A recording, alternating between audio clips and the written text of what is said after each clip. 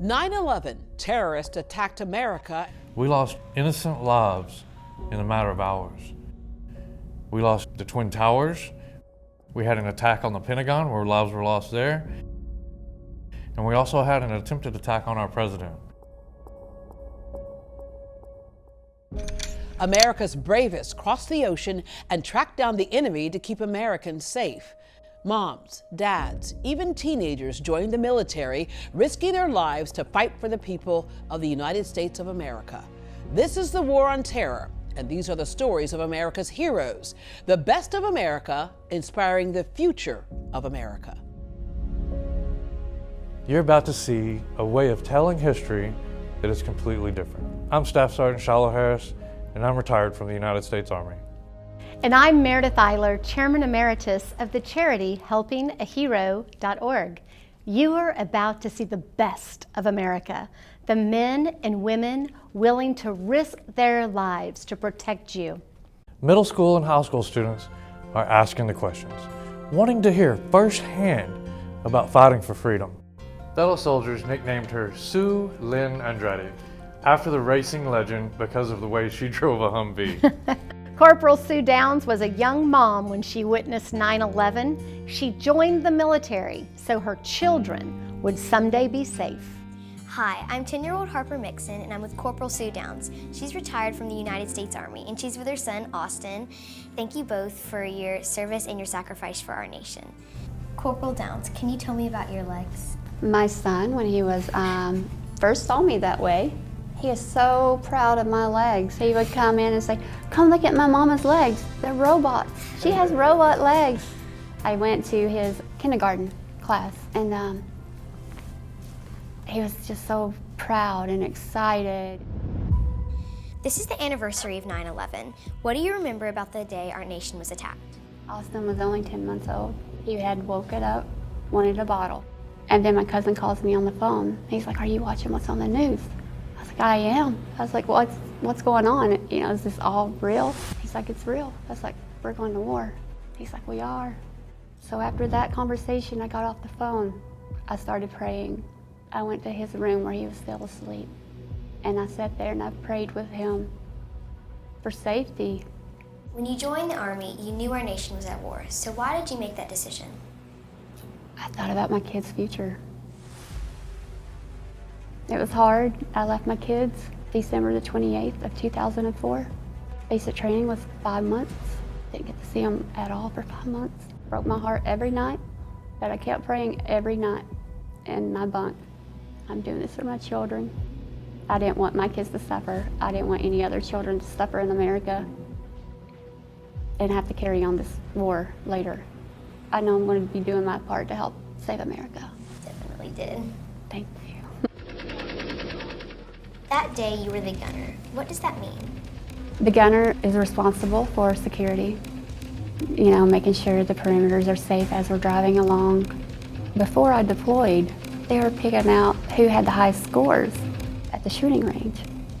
And they giggled. They're like, "Downs, you know, you have like perfect marksmanship." I outbeat everybody on the gun. So to do that, I got the 50 cal. So that's why I was chosen to be a gunner. I beat all the guys, so girl power. We were so high up in the mountains. I think it was like 10,000 feet above. So I remember it was getting really cold. I decided to pull my neck gaiter up over my face. It came out of nowhere. We had actually ran over 5 landmines that were buried under the road. They had rocket-propelled grenades laced with other shrapnel, whatever they could do. They wanted to do some damage. The truck jerked. I remember being shot in the hip, so I was standing up in the turret. And then it went blank. Everything was dark. I was blown out of the truck. The turret shield was so heavy that it landed on both of my legs. And that's what crushed my legs. My 2 guys in the truck, Corporal Roberson, he was the driver that day. He bled out in 3 minutes.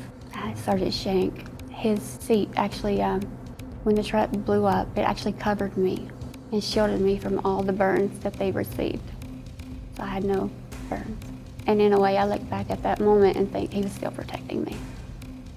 They told me they couldn't get medevac to come in because of a blizzard, so they cut off medevac. I laid there for 6 hours, bleeding out. My doc, my medic, we called him Doc. He told me, he's like, you had so much fighting spirit, there was no way I could keep you down. So they got me to a French needle hospital first to stabilize me more because I wasn't breathing. Hand pumped air into me for 45 minutes until the machine got back up. So he stabilized me again, took me to Bagram Air Force Base. They made sure I was going to make it before they sent me on to Landstuhl Hospital in Germany. Once there, they lost me again. I flatlined 3 times. They had to make sure I was able enough to make the flight back to the States. And then I got to talk to my mom while I was there. I was still confused, so confused, you know.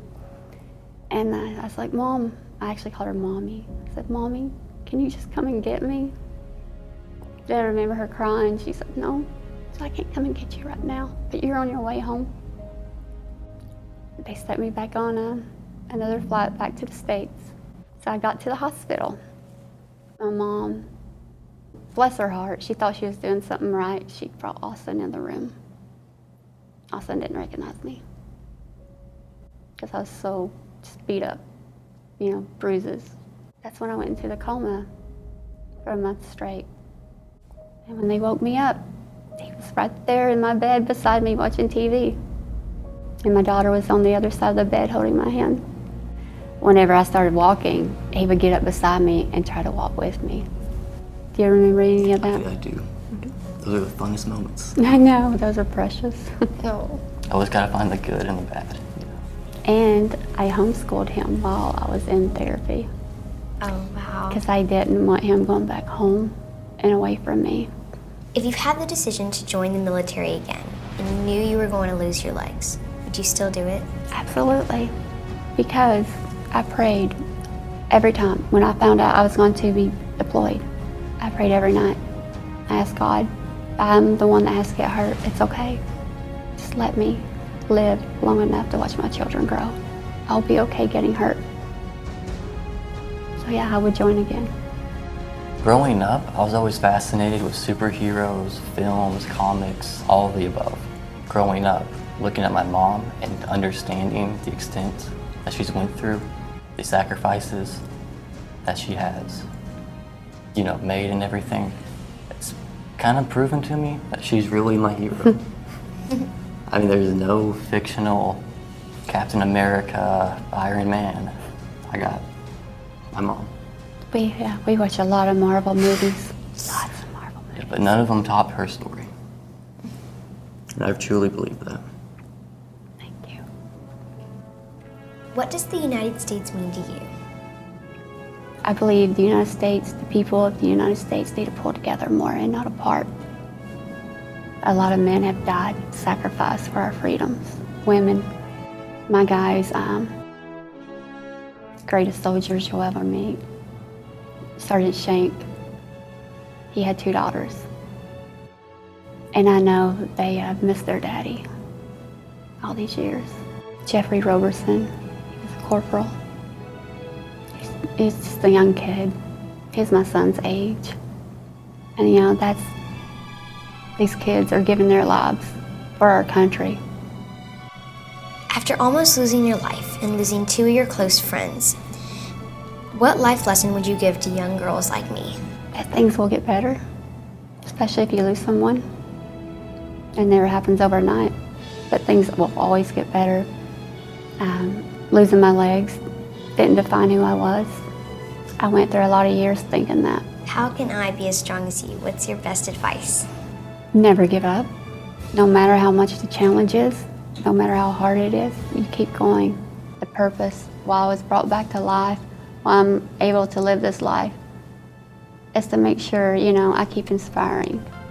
And I want to inspire all the little girls out there.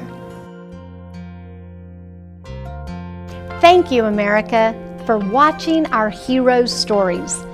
We need you, America, to go to helpingahero.org and nominate a severely injured service member or veteran that is in need of an adaptive home. Helpingahero.org builds homes for our most severely wounded warriors. And today, Helping a Hero has joined Johnny Morris from Bass Pro Shops in the 100 Homes Challenge. And we invite you, America, to nominate a hero. Nominate a wounded warrior in need of adaptive housing who was injured in the post-9/11 global war on terror. We're counting on you. We need you, America, to go to helpingahero.org and nominate a hero today.